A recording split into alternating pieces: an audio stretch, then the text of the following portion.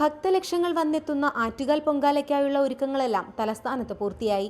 ഇന്ന് രാവിലെ 10:45 പൊങ്കാല ചടങ്ങുകൾ ആരംഭിക്കും. അടുപ്പുവെട്ടിനു ശേഷം ക്ഷേത്രത്തിനു മുന്നിലെ പണ്ടാരയടുപ്പിൽ തീ പകരുന്നതോടെ പൊങ്കാലയ്ക്ക് തുടക്കമാകും. ഉച്ചയ്ക്ക് 2:15 പൊങ്കാല നിവേദ്യം നടക്കുക.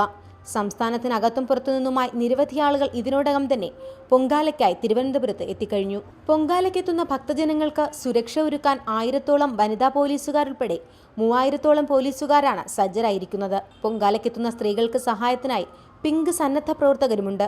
കടുത്ത വേനലിലും ജലദൗർലഭ്യം ജനങ്ങളെ ബുദ്ധിമുട്ടിക്കാതിരിക്കാൻ ടാങ്കറുകൾ ജലമെത്തിക്കും.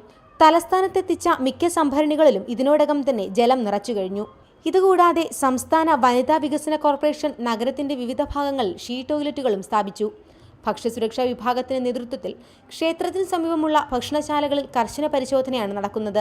ആംബുലൻസുകളും ഓക്സിജൻ പാർലറുകളും ഉൾപ്പെടെ 20ഓളം മെഡിക്കൽ സംഘങ്ങൾ തലസ്ഥാനത്തിന്റെ വിവിധ ഭാഗത്തായി പ്രവർത്തിച്ചു തുടങ്ങി.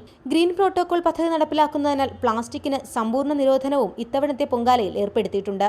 റിപ്പോർട്ടർ, തിരുവനന്തപുരം.